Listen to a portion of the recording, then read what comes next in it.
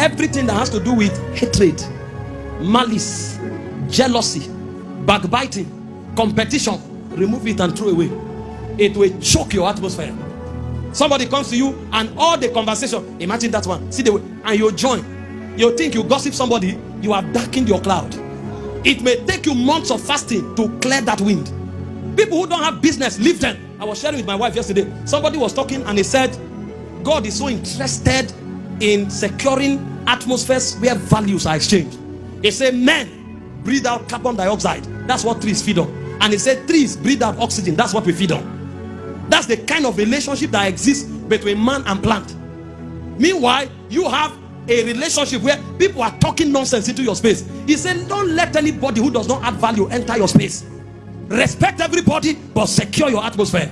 If you come to me, if you will have space there, you must talk faith. You must talk love. You must talk power. You must talk innovation. Because I need those atmospheres to ride on. Eagles don't just fly. They glide on the wind. They glide. Eagles glide. If you want to be a hawk, that's fine. But if you want to be an eagle, you must be careful of the wind. Because we need it to soar. And most of us, we are supposed to glide at the realms of miracles. But our atmosphere is choked. There are people who come to you, they talk fear and uncertainty until they go. The moment they leave, even what you are trusting God to do, you cancel it. And you keep them around you. How can you see miracles? See, talk to people who will come around you. You are a minister.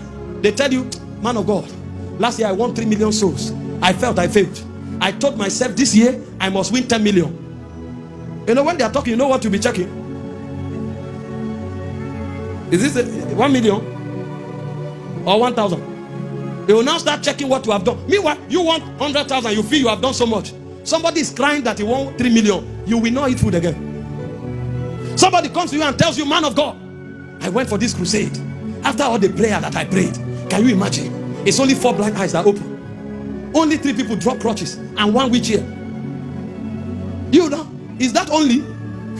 Our biggest meetings, we have testimony of somebody with back pain. You have 3 blind eyes. You say only.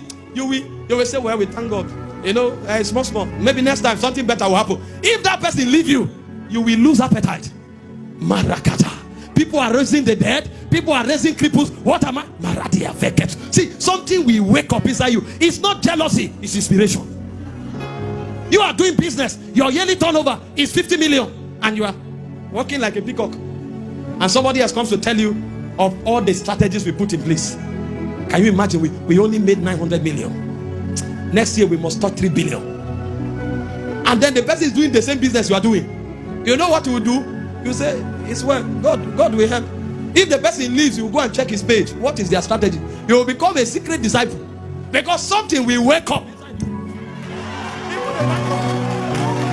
Somebody shout!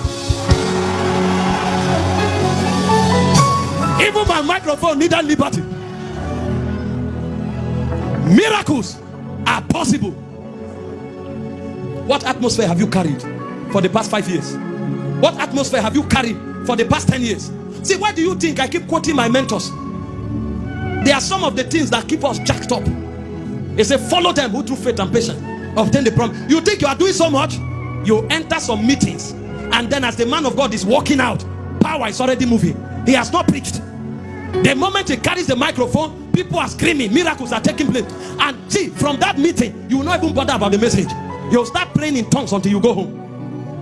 That's how people carry an atmosphere of faith, of prayer, of worship, of thanksgiving.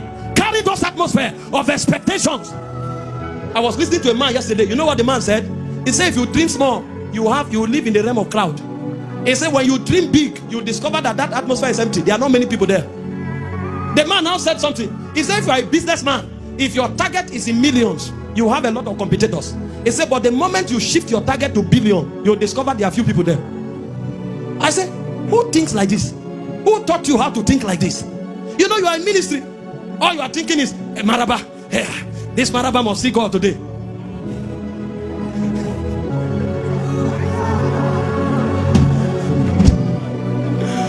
Listen, there's nothing wrong starting small. But see, there's no boundary in your imagination. Leave Maraba alone. We are taking Africa. We are taking Europe. We are taking America.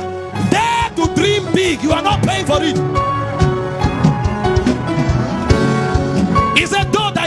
be small. He said, thy latter end shall greatly increase. Thank God for Maraba, but don't stop there. I'm thinking Africa. I'm thinking the world. I'm thinking my generation. If you like, keep trusting God for back pain. Pain will be the highest level you will see.